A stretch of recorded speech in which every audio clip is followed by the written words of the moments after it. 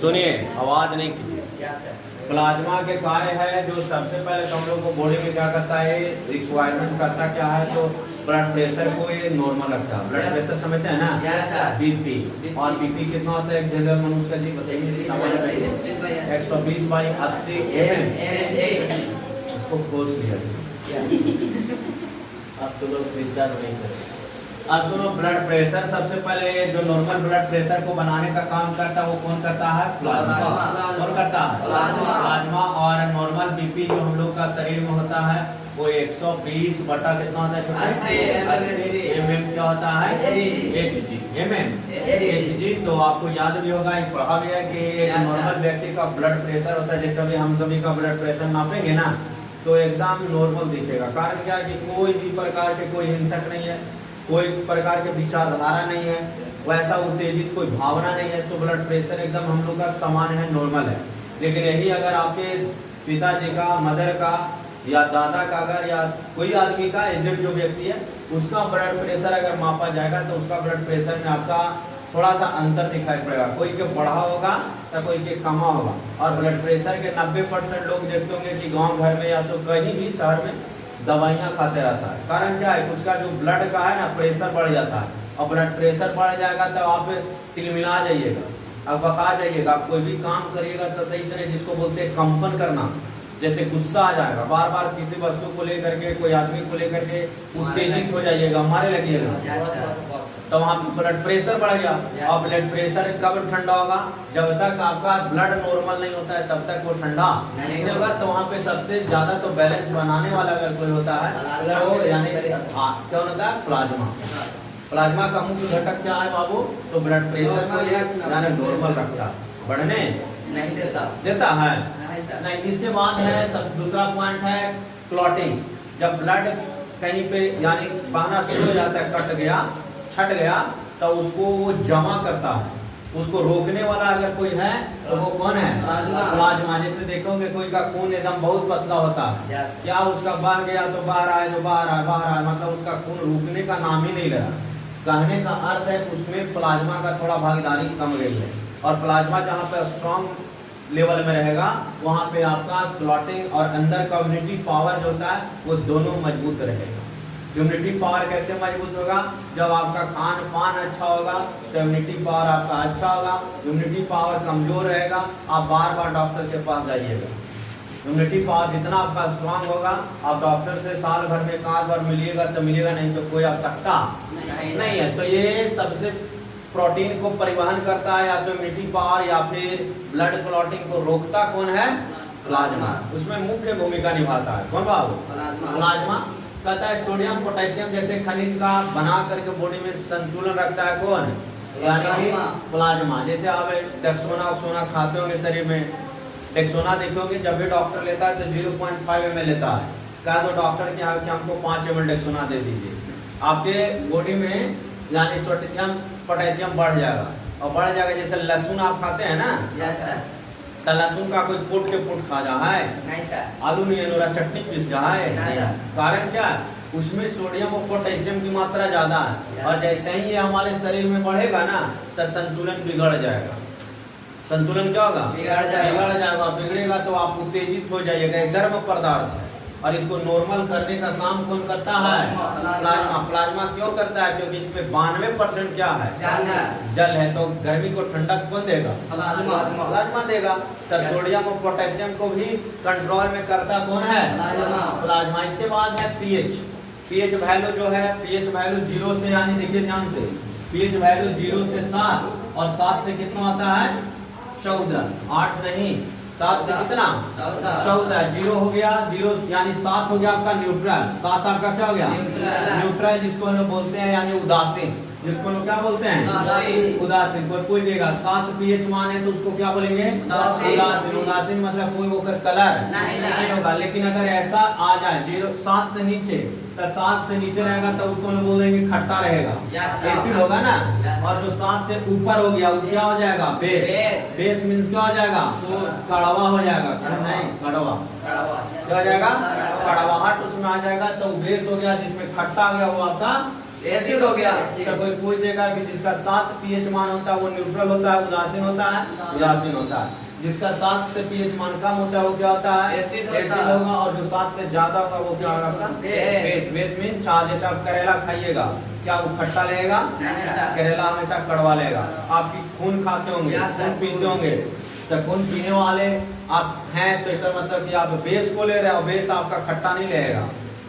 आप इमली खाइए, संतरा खाइए, नींबू खाइए, ये सब आपको खट्टा लगेगा। कारण क्या है कि उसका पीएच मान कितना है, 7 से कम है। और 7 से कम जिसका भी पीएच वैल्यू रहेगा वो एसिड होगा, 7 से ज्यादा होगा क्षार होगा, और जो 7 होगा वो उदासीन होगा। उसका कोई कलर वैलर नहीं होगा। समझ गए? तो इसको भी बैलेंस बना करके कौन रखता है, प्लाज्मा। अब देखिए आरबीसी आता है। आरबीसी के नाम सुने ही हैं। आरबीसी है यानी red blood corpuscles. Red blood corpuscles. Hello mister पीछे गुडुगु नहीं करिए, नहीं तो कबूतर उड़ता है अभी हो।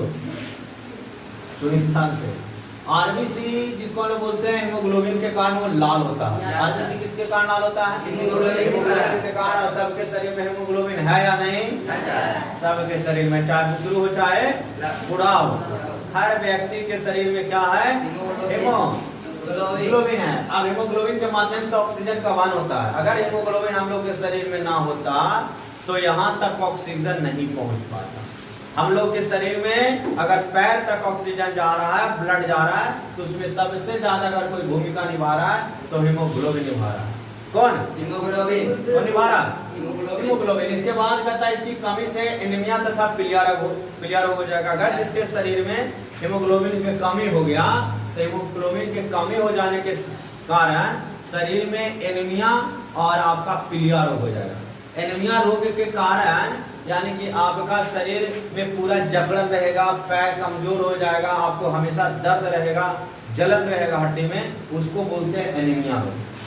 एनीमिया रोग समझ गए? ये आपका शरीर में कब होता है, जब आपके शरीर में खून की कमी हो जाएगा तब होता है। जब खून आपके शरीर में भरपूर मात्रा में है, एनीमिया बेचारा सटेगा नहीं। जब खून देखोगे, ऐसे भी कोई कहता होगा, जो अनपढ़ भी है वो भी कहता होगा शरीर पीला हो जा रहा है, खूनमा जांच करवाओ। मतलब खून जांच कराने का मतलब कि खून आपके शरीर में नहीं है, और खून जब शरीर में नहीं रहेगा तो पीलिया रोग हो जाएगा, आपका शरीर पीला हो जाएगा। जैसे बच्चे को देखोगे हमेशा होता है जॉन्डिस, नाम सुनोगे, बच्चा जन्म लिया और जॉन्डिस का शिकार बन गया। तो जॉन्डिस का शिकार क्यों बन गया, क्योंकि उसके शरीर में हीमोग्लोबिन कम गया, और हीमोग्लोबिन कम गया जिसके कारण उसका ब्लड हर जगह सर्कुलेट नहीं कर रहा। अब जब ना कर रहा है तो ऑक्सीजन का वहन हो ही नहीं रहा, और जब ऑक्सीजन का वहन नहीं होगा जहाँ पे, तो शरीर वहाँ पे पीले न हो जाएगा। अभी हम लोग का शरीर देखिए ऐसा दिख रहा है, देखिए यहाँ पे लाल दिख रहा है, नहीं दिख रहा, ये लाल नहीं है, तो लाल दिख रहा है ना, ये खूने न है, ब्लड नहीं है, ये क्या है, कलर है। लेकिन यहाँ तक के देखो यार, क्या दिख रहा है, लाइट है। तो ये एनीमिया के कारण क्या होता है बाबू, बीमारी। और कौन सा बीमारी होता है, एनीमिया, और एनीमिया या पीलिया। कोई दिक्कत नहीं, दोनों बीमारी है। और ये अधिकांश जो रोग होता है महिलाएं में होता है। किसमें होता है, महिलाओं में। कारण होने का क्या होता है, इसके शरीर में खून 500 ग्राम कम रहा है ना,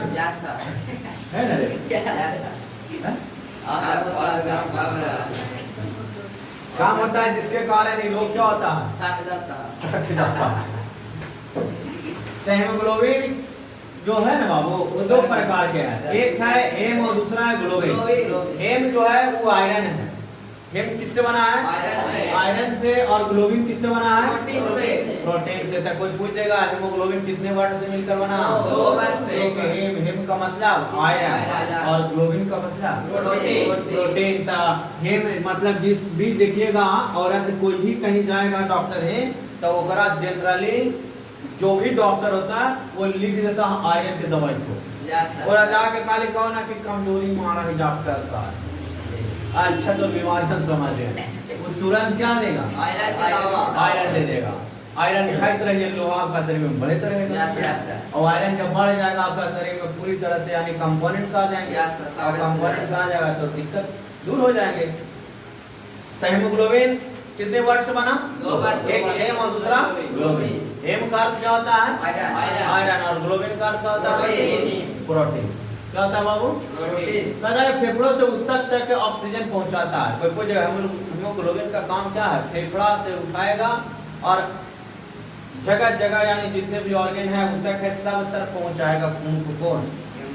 हेमोग्लोबिन। कहता फिर वहां से कार्बन डाइऑक्साइड अगर चल गया है बेचारा तो कहेगा तो यहाँ कोई काम नहीं है, चलो तो बाहर। कार्बन डाइऑक्साइड को से कान पकड़ करके लाएगा फेफड़ा में, और फेफड़ा उसको पकड़ के बाहर जाओ, तुमको अंदर कोई काम नहीं है। तो कोई पूछ देगा कि हेमोग्लोबिन का काम क्या है? तो हेमोग्लोबिन का काम है ऑक्सीजन को फेफड़ा से उठाना और प्रत्येक अंग तक पहुंचाना। अगर पहुंच गया ओकरा साथे और कोई अन्य गैसेस तो उसको वहां से कान पकड़ के निकालेगा, फेफड़ा में लाएगा। फेफड़ा क्या करेगा? कुदार ले करके फेंक देगा, भागो यहाँ से। कोई काम तुमको नहीं है। तो समझ में आ ही गया होगा हेमोग्लोबिन? नहीं आया? अब सुनिए का जीवन काल मैंने पहले ही बताया कि इसका जीवन काल 20 से 120 दिन का होता है, और ये फिर से विघटित हो जाता है अस्थि मज्जा में। पुराना खून फिर नया बन जाता है, जनरेट हो जाता है, और नया हो जाता है। यह प्रक्रिया लीवर और स्प्लीन होता है। कोई जगह कि पुराना खून नया होता है और विघटित होता है कहाँ? लीवर में और स्प्लीन, प्लीहा जिसको बोलते हैं। क्या स्प्लीन कहेंगे? प्लीहा। स्प्लीन को आरबीसी का कब्रिस्तान कहा जाता है। कोई पूछेगा आरबीसी नष्ट कहाँ होता है? प्लीहा में। आरबीसी का नष्ट कहाँ होता है? प्लीहा में। कब्रिस्तान आरबीसी का कौन है? स्प्लीन, प्लीहा। और हम लोग का कब्रिस्तान कहाँ है? स्प्लीन पर।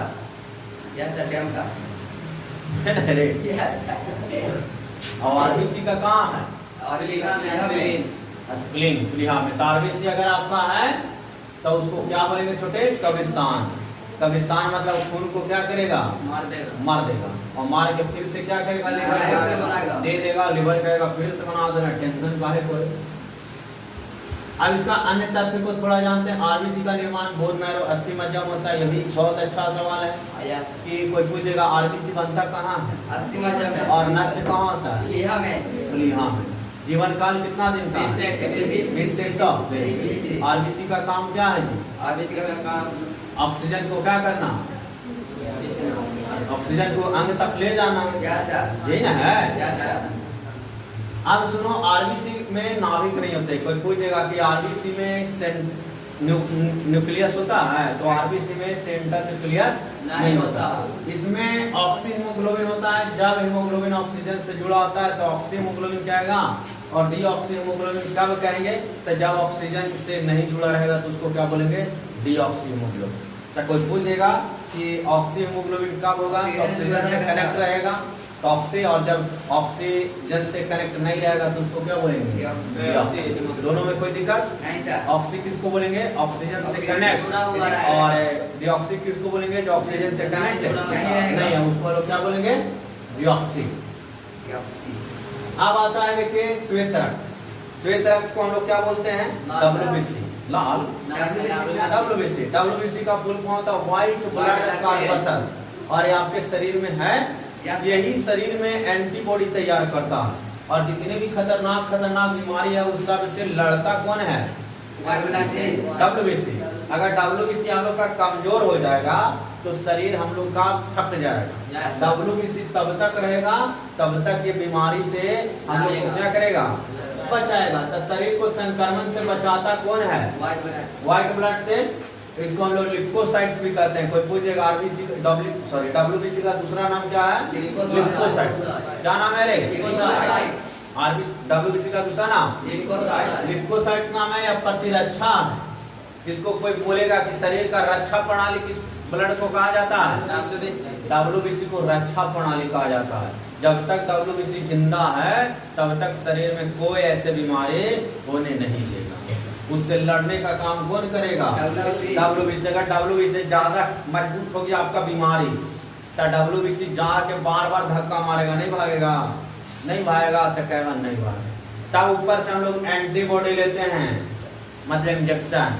और इंजेक्शन लेंगे तो उन्हें से बांध के देगा नस में, और नस में जब देगा तो उन्हें से WBC खोज रहा था, WBC खोज न रहा था कि हम तो कमजोर हो गए, हमको कोई थोड़ा सा आके क्या कर दे, मदद कर देने से हम लोग एंटीबॉडी ले लिया, जिसको बोलते हैं एंटीबायोटिक्स हुए, एंटीबायोटिक लिया और WBC दोनों मिल गया, और मिल करके गया कहाँ, बीमारी के पास। और बीमारी का नहीं भागेगा, देखो लाए बड़का कोरोना के, और नहीं भागेगा तो तुमको खींच के जबरदस्ती भगा देंगे।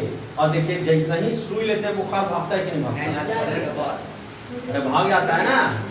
तक क्यों भागा, क्योंकि वहाँ WBC कमजोर हो गया था, तो एंटीबॉडी हम लोग दिए बॉडी में, और एंटीबॉडी दिए, एंटीबायोटिक के रूप में एंटीबॉडी तैयार किया, तो वहाँ WBC मिल करके वर्क किया और बीमारी को क्या किया, भगा दिया।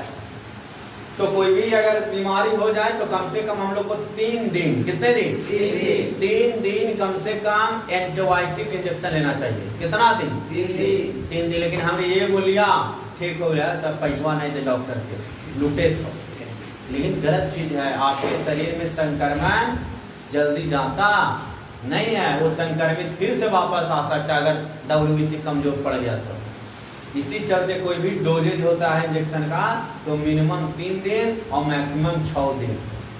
कितना दिन, 6 दिन अगर ले लिए तो आपके शरीर से पूरी तरह से यानी कि संक्रमण खत्म। जैसे कोविड का आया था ना 3 डोज, एक फर्स्ट डोज, सेकेंड डोज और थर्ड डोज होकर बाद आया था बूस्टर, आया था लिया इंजेक्शन कोरोना वाला, तब वैक्सीन कई वो लिए थे, एक ही वो लिया, उसका 3 डोज था, फर्स्ट सेकेंड और बाद था बूस्टर, बूस्टर लगा लिया। जैसे पोलियो का इंजेक्शन पड़ता है बच्चा के तो एक ही डोज देता है कि 3 महीना, 6 महीना, 9 महीना, 12 महीना, 4 साल, 3 साल ऐसे करके देता है ना, या पोलियो का दवाई पिलाता है तो एक ही बार 1 शीशी पिला दो, बूस्टर डोज पड़ गया, बीमारी कहीं होगा, पोलियो मारेगा, लेकिन वैसा नहीं ना करेगा। एंटीबॉडी में आपका एंटीबॉडी तैयार करने के लिए छोटा छोटा जरूरी है, जो एक बूंद 6 महीने के डोज होता है, दूसरा बूंद 12 महीने का डोज होता है,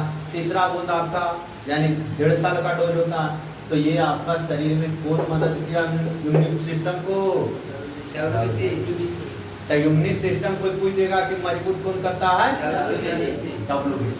कौन बीसी, WBC का जीवन काल होता है 3 से 4 दिन, कितने दिन, 3 से 4 दिन। इसमें न्यूक्लियस होता है लेकिन RBC में न्यूक्लियस नहीं होता। तो कोई पूछेगा WBC में न्यूक्लियस होता है, तो WBC में न्यूक्लियस होता है, नाभिक होता है, लेकिन RBC में नाभिक नहीं होता। इसका जीवन काल 3 से 4 दिन, याद रखिएगा।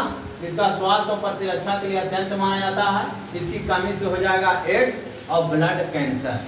कोई पूछ देगा कि एड्स बीमारी हो जाता है या ब्लड कैंसर हो जाता है, किसकी वजह से, WBC की वजह से। कैंसर देखे है ना, ब्लड कैंसर जिसको बोलता है बोन कैंसर या ब्लड कैंसर। फिर आपका बहुत सारा कैंसर है, कैंसर का रूप है। बोन कैंसर तो हड्डी में वो जंग लगा दिया, ब्लड कैंसर हो गया तो ब्लड को क्लॉट करवा देगा, ब्लड को सर्कुलेशन नहीं करे देगा। तो ये सब कैंसर से अगर कोई छुटकारा दे सकता है तो कौन दे सकता है, WBC। कौन, WBC। कोई के मार देता है पैरालाइसिस, तब पैरालाइसिस मार दिया का मतलब क्या है, WBC कमजोर हो गया, लड़ नहीं पाया, जिसके कारण से वहाँ पे क्या हो गया, पैरालाइसिस उसको मार दिया, लग गया। और WBC जेकर मजबूत है वो देखता है खंडों में उघारे घूम जाता है, क्यों, क्योंकि अगर WBC क्या है, और अगर WBC कमजोर है वो निहालियों में सुनता रहता था, पट्टे मार दिया 10 गोला के बाद भी। WBC जितना मजबूत है बीमारी आपको उतना ही कम होगा, WBC जितना कमजोर है बीमारी उतना। जैसे अभी आप लोग कोई बीमार नहीं होते होंगे, अगर दिन भर तुम लोग के पानी में रखेंगे ना तो तानी मानी पेट्रोलियम छींके, तानी मानी, और मुर्गा मुर्गी तनी मनी झूकेगा, और तनी मनी अगर खाद वाद डाल दे, मतलब खाए वाला सामान, जैसे कोई खाए के फुचका तो फुचका खिला दे, कोई चाट खाए वाला तो चाट दे दे, सामने मंचूरियन खा ला मंचूरियन दे, तब फिर वो जो झुक रहा था ना उसका फिर से मजबूत स्थिति में दिखाई पड़ेगा। Yes sir. कारण क्या है कि आपके शरीर में जितना पावर चाहिए उतना पावर आप ले रहे हैं, और ले रहे हैं तब पावर बन रहा है WBC ना, यस सर। और WBC बन रहा है तब बीमार भी हो रहे हैं, बहुत कम होंगे। यही 40 साल बाद तुम बीमार हो जाओगे, और 40 साल बीमार हो जाओगे बाद तो लगातार दवाइयां जो चलेगा, जब मरेगा तब तक दवाइयां चलेगी। कारण क्या है? WBC अब पूरी तरह से मजबूत है होगा नहीं। जैसे अभी आप लोग में WBC पूरा उत्तेजित है, कारण क्या है? आज एक रोटी रसगुल्ला देख लिया 10 रोटी खा जाए, क्या मंचूरियन आ गया तो एक रोटी आओ लाओ, धनिया की रोटी आओ खा लेंगे। खैला के बाद भी अगर चाउमीन कोई लेके आ गया तो हमारे चाउमीन में खा ले हमरो ला। तो कारण क्या है? आपका WBC पूरा खोज न रहा है, और जितना खोज रहा है उसको उतना से ज्यादा मिल रहा है, तब कमजोर होइएगा। अभी आप लोग के गोड़ हाथ में टटैनी रहता है कोई गिरे, कोई के कि है कोई में ठीक है। तो नहीं होने का कारण क्या है? शरीर आपका भी मजबूत स्थिति में है, और मजबूत स्थिति में कारण क्या है कि WBC आपका मजबूत हाल में है। समझ गए लोग? तब प्लेटलेट्स का काम क्या है? थक्का बनाना, क्या करना, और इम्यून सिस्टम को क्या करना, मजबूत करना, है ना जी। अब रक्त का देखिए वर्गीकरण, रक्त का जनक कहा जाता है कार्ल लैंडस्टीनर। कोई पूछेगा ब्लड के खोज करने वाला कौन आदमी था? Karl Landsteiner. समझ गए ना? ये खोज किया था ABO। आप लोग के कौन कौन ग्रुप है जी ब्लड का जानते हैं? बी पॉजिटिव तुम्हारा है, ए पॉजिटिव तुम्हारा, बी क्या सही बोले है, जांच करवाई है तुम्हारा, तुम्हारा रे तो पूरी नहीं है सर तुम्हारा, नहीं पता तुम्हारा, ए पॉजिटिव बी पार्टी वाले या बी है। आप लोग के है ब्लड उलट शरीर में? नहीं सर, एक को के नहीं है रे। सब याद रखना ब्लड का कौन सा ग्रुप है, क्योंकि आने वाला दौरान अगर किसी प्रकार के कोई दिक्कत होती है, ब्लड की समस्याएं होगी, तो वहाँ पे ब्लड आपको अच्छे से आसानी से मिल जाएगा। नहीं तो 5 मिनट तो समय लग जाएगा कोई में ब्लड ग्रुप में पहले जांच करो, तब तक 5 मिनट में कहानी डाउन कर जाएगा। तो कोई पूछेगा ब्लड के खोज कौन किया? Karl Landsteiner. और ब्लड ग्रुप ABO और AB होता है। क्या क्या होता है? 4 ग्रुप होता है, याद रखिएगा। ब्लड के कितने ग्रुप? 4 ABO और AB। समझ गए ना? Yes sir. अब सुनिए ध्यान से बउआ, ब्लड के जो है 4 को आपने ग्रुप पढ़ा, और 4 को ग्रुप का खोज जो कैल थी, ये कौन कैल थी? Karl Landsteiner. और उन चारों ब्लड का नाम ग्रुप का क्या है? A है, B है, O है और AB है। समझ गए ना? सब अपना अपना ब्लड को जांच करवा ले, करा लेना है। हम ही अभी तक नहीं करवाए हैं, हमें पता नहीं कौन ब्लड है। और सब पूछ लिए, चलो कोई बात नहीं, चला सब सुपर फास्ट है। तब कोई पूछेगा ब्लड के कितने ग्रुप है? 4 A, B, AB और O।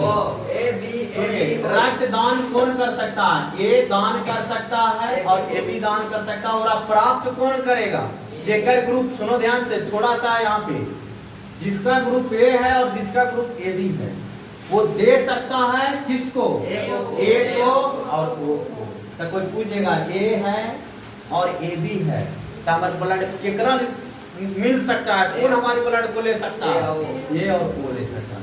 जिसका ब्लड ग्रुप B है और AB है, तो वो केकरा दे सकता है? B को और O को। किसको दे सकता है?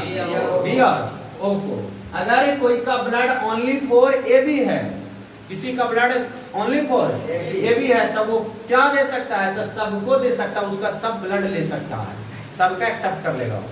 AB वाला हर कोई में मिल जाएगा। अब आपका वो अगर किसी का है तो वो है यानी यूनिवर्सल डोनर बोला गया है वो को तेरा कोई भी व्यक्ति क्या कर सकता है डोनेट कर सकता है कोई भी।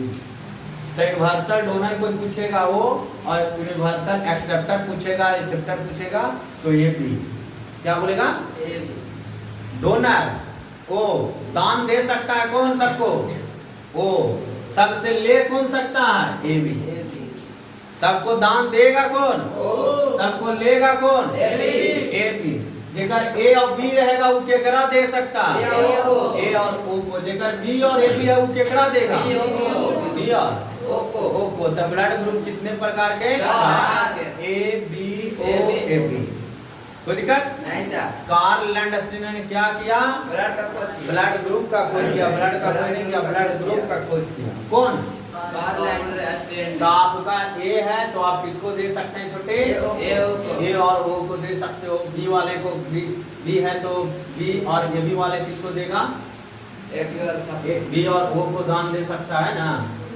अब आरएच फैक्टर आता है कौन फैक्टर आरएच फैक्टर में कहा गया है डिस्कस मन की एक रक्त प्रतिजन है जो आरबीसी पर पाया जाता है।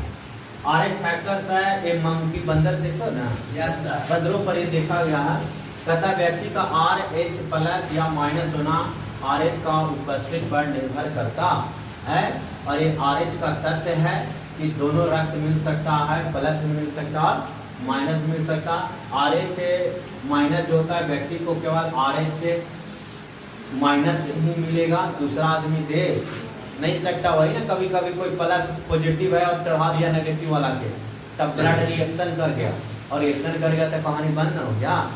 तब ब्लड हमेशा ग्रुप जो मिलेगा उसी जैसे हमारा ये पॉजिटिव मान लिया जाए तो ये पॉजिटिव ही हमको चढ़ेगा अगर हमें चढ़ा देगा नेगेटिव तो रहेगा पूरा खलबली मचा देगा अंदर जाके समझ गए। तो जो रहेगा वही ब्लड चढ़ता है दूसरा ब्लड चढ़ेगा नहीं चढ़ेगा। ब्लड ट्रांसफ्यूजन होता है जिसको टेक्निक का विकास डॉक्टर जेम्स बटले ने किया था और ये आता है मानव श्वसन। आपने पढ़ा मानव श्वसन में क्या क्या है फ्रंटियल सिंसस है नोजल है नोज है लैरिक्स है ट्रैकिया है ब्रोंची है और ब्रोंकिलस है लेफ्ट लंग्स है इनमें राइट लंग्स हो गया। ये आपका क्या हो गया श्वसन क्या हो गया जी श्वसन देख रहे हैं ना श्वसन यही तक है आपका सिंह ये आपका श्वसन देखिए अंदर कुछ है अंदर खाली है जगह अंदर खाली हवा भरा हुआ यहाँ पे समझ गए ना। और ये आपका क्या है श्वसन है ये आपका ट्रैकिया है यहीं पर आपका गलकंठ हो जाता है होता है जी ट्रैकिया में हो जाता है गलकंठ और गलकंठ कौन से किसकी कमी से हो जाता है आयोडीन के कमी से थायरॉक्सिन कम जाता है जिसके कारण क्या हो जाता है डेंगू रोग उत्पन्न हो जाता है। अब सुनो श्वसन की प्रक्रिया हर जीवित कोशिकाओं के लिए जरूरी है जो जीवित है वो तो ऑक्सीजन चाहिए ही चाहिए। इसे माइटोकॉन्ड्रिया में पूरी किया जाता है। मनुष्य में सांस लेने की दर 12 से 15 बार प्रति मिनट होता है। कोई पूछेगा 1 मिनट में मनुष्य कितना बार सांस लेता है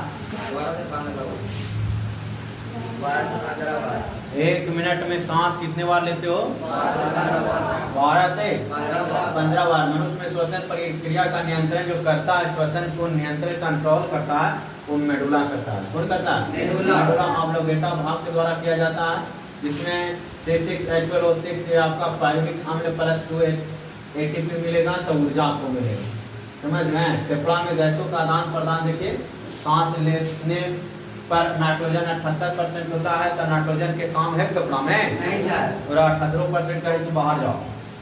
ऑक्सीजन लिया कितना परसेंट और आप इसे भेजता है कितना परसेंट 16% बाकी निकाल लेता है तो बच्चा कितना परसेंट 5% न रखा पड़े ये 21% रख लेता तो ऑक्सीजन की कमी न हो जाता जी। आप 21% ले रहे हैं ओकरा में आप निकाल कितना परसेंट ले रहे छोड़ रहे हैं 16%। आप रख कितना परसेंट मात्र 5% ना बॉडी आपका चला रहा है। कार्बन डाइऑक्साइड 0.0336 है और उसको निकालता कितना है 4.4%। जितने भी कार्बन डाइऑक्साइड बॉडी में बनता है सबको क्या करता हो बाहर निकाल देता है। तो अभी आपका हो गया फेफड़ा के बाद प्रजनन तंत्र आपका हो गया। अब हम लोग नेक्स्ट दिन देखेंगे इसको। कोई दिक्कत? Transfer to soil. सुनिए, आज का चैप्टर का नाम है प्लाज्मा। क्या नाम है? प्लाज्मा। समझ गए? प्लाज्मा जो है ना, ये हम लोग के शरीर में जिस प्रकार से ब्लड होता है, ब्लड मतलब खून, खून देखे हैं? खून का रंग कैसा होता है? लाल होता है। लाल किसके कारण होता है? हीमोग्लोबिन के कारण होता है। ब्लड जो होता है वो 3 प्रकार के होते हैं। एक आपका आरबीसी होता है जिसको लाल बोलते हैं, दूसरा डब्ल्यूबीसी होता है जिसको व्हाइट बोलते हैं, और एक होता है आपके शरीर में प्लाज्मा जिसमें 90% जल होता है ना, और यानी कि कुछ परसेंट जो रक्त का भाग उसमें बनता है। अब यहाँ पे देखिए प्लाज्मा ये आपका है, यह रक्त का तरल संयोजी होता है। कैसा संयोजी है? तरल, यानी तरल मीन्स होता है लिक्विड पानी। यानी कोई पूछ देगा कि प्लाज्मा कैसा भाग में दिखता है, तो तरल भाग में। इसके बाद है रक्त, लगभग 54% भाग बना होता है किससे? ब्लड का ही होता है, जिसमें 92% लगभग पानी होता है। कितना परसेंट होता है? 92% पानी होता है प्लाज्मा के। देखिए प्लाज्मा में आपका क्या है, तो यहाँ पे दिख रहा है आपको, देखिए प्लाज्मा दिख रहा है या नहीं दिख रहा? प्लाज्मा देखिए, एक आपका आरबीसी दिख रहा है, एक आपका क्या दिख रहा है? कहाँ चला गया? दिखा दे। देखिए ये आपका है प्लाज्मा, ठीक है। और प्लाज्मा आपका देखिए ऐसा पीला गाढ़ा रंग का दिख रहा है। इसमें 90% यानी कि क्या है? वाटर है, पानी है। और इसमें देखिए क्या क्या मिला रहता है, तो प्रोटीन है, आयंस है, वाटर्स है, और न्यूट्रिएंट्स है, और वेस्टेज है, और गैसेस का क्या है? मिश्रण है। कौन? प्लाज्मा। इसमें देखिए व्हाइट ब्लड सेल हो गया, ये डब्ल्यूबीसी हो गया, और ये रेड वाला जो दिख रहा है आपका क्या हो गया? आरबीसी। आरबीसी का जीवन काल अगर पूछेगा शरीर में तो 20 से 120, और डब्ल्यूबीसी का पूछेगा तो 3 से 5 दिन, 3 से 4 दिन। और आपका प्लाज्मा तो रिकवर होते रहता है और नष्ट होते रहता है, ठीक है। कोई पूछेगा ब्लड का निर्माण कहाँ होता है, तो अस्थि मज्जा में, जिसको बोलते हैं बोन मैरो। क्या बोलते हैं? अस्थि मज्जा में क्या बाबू? बोन मैरो, है ना। अब यहाँ पे देखिए इसका काम क्या है, कहा गया है इसका कार्य में कि सामान्य रक्तचाप को ये बना करके रखेगा। कोई कि अगर ब्लड प्रेशर बढ़ रहा है तो ब्लड प्रेशर को सबसे क्या हो गया?